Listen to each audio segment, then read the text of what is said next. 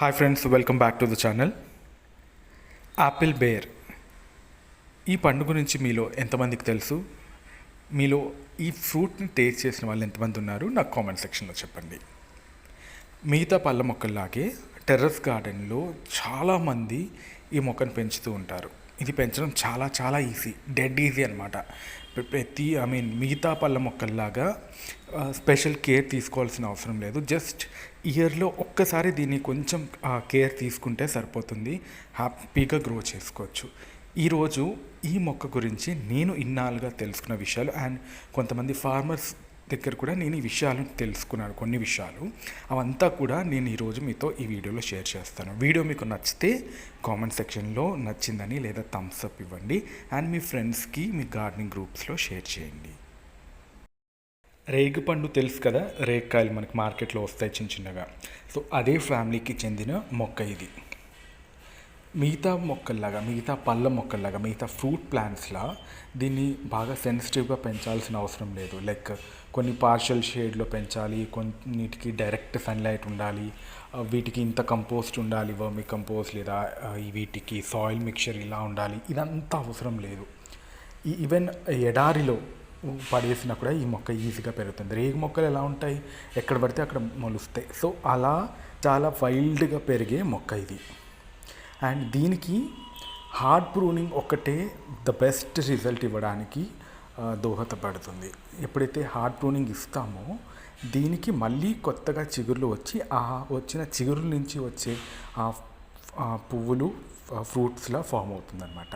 So pruning అనేది ఈ మొక్కకి కంపల్సరీ, అది మనం ఇయర్లీ వన్స్ చేస్తే సరిపోతుంది. మొక్కకి ప్రూనింగ్ ఎప్పుడు చేయాలంటే, దీనికి హార్వెస్ట్ అయిపోయిన తర్వాత, లైక్ డిసెంబర్ నుంచి స్టార్ట్ చేసే హార్వెస్ట్ మీకు ఫిబ్రవరి కల్లా కంప్లీట్గా హార్వెస్ట్ అనేది అయిపోతుంది. ఏదైతే చిన్న చిన్న మిగిలిపోయిన పిందులు ఉంటాయో అవంతా కూడా కంప్లీట్ హార్వెస్ట్ మీకు ఫిబ్రవరి కల్లా అయిపోతుంది.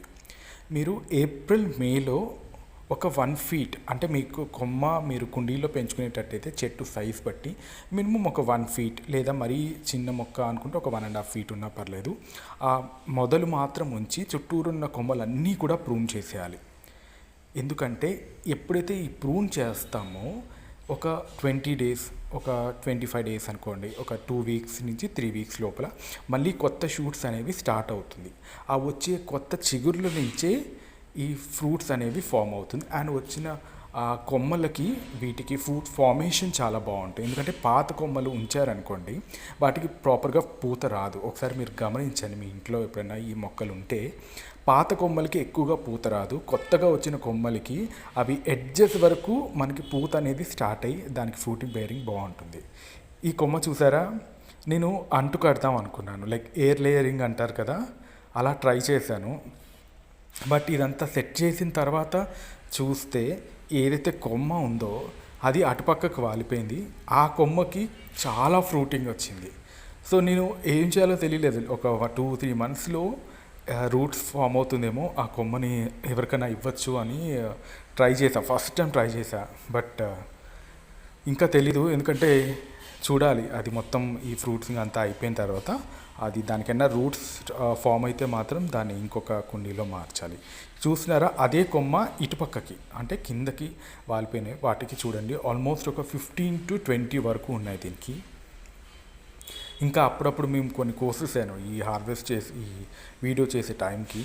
సో పెద్ద పెద్ద కాయలు, చాలా హ్యాపీగా అనిపిస్తుంది. చిన్న చెట్టు చిన్న కుండీలో మన ఇంట్లో మనకు కాసినప్పుడు ఆ హ్యాపీనెస్, ఆ హ్యాపీనెస్ లెవెలే వేరే ఉంటుంది కదా.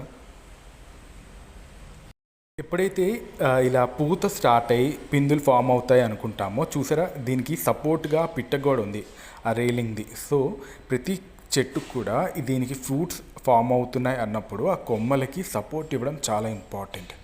ఇది ఈవెన్ ఫార్మర్స్ కూడా చెప్పిన మాట ఏంటంటే, కొమ్మలు పూత పిందు స్టార్ట్ అవుతున్నాయి అన్నప్పుడు వాటికి ఎడ్జెస్లో కొంచెం సపోర్ట్ ఇవ్వాలి. ఎందుకంటే సపోర్ట్ లేకుండా వాలిపోయిన కొమ్మలు పిందులుగా ఫామ్ అయిన తర్వాత కూడా రాలిపోయే ఛాన్స్ ఉంటుంది. సో సపోర్ట్ సిస్టమ్ ఈ మొక్కకి చాలా ఇంపార్టెంట్.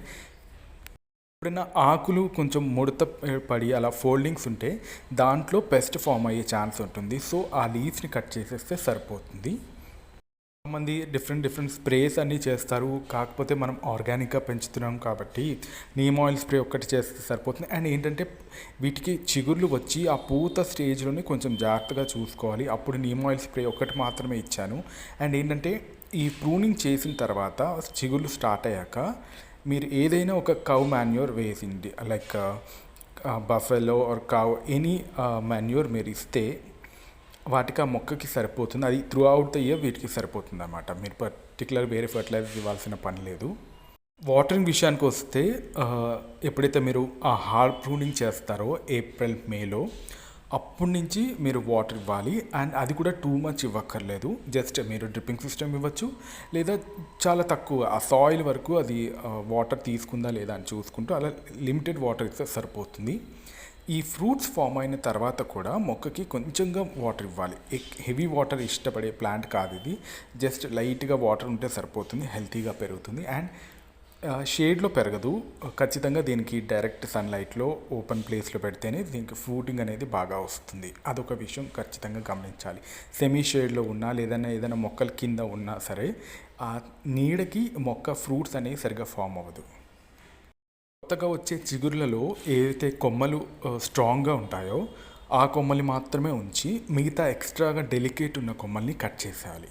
ఎందుకంటే ఏవైతే స్ట్రాంగ్గా వస్తున్నాయో ఆ బ్రాంచెస్కి ఫ్రూట్ ఫార్మేషన్ ఎక్కువగా ఉంటుంది, వాటికి ఎక్కువ మనకి ఫ్రూట్స్ ఫామ్ అయ్యే ఛాన్స్ ఉంటుంది. సో అదొకటి చూసుకోవాలి. ఈ ప్రికాషన్స్ అన్నీ తీసుకుంటే యాపిల్ బేర్ పెంచడం చాలా ఈజీ. గార్డెన్లో ఒక కార్నర్లో అలా వేసేస్తే సరిపోతుంది. మీరు ఈ డిసెంబర్ నుంచి ఫిబ్రవరి వరకు వీటి ఫ్రూట్స్ని ఎంజాయ్ చేయొచ్చు.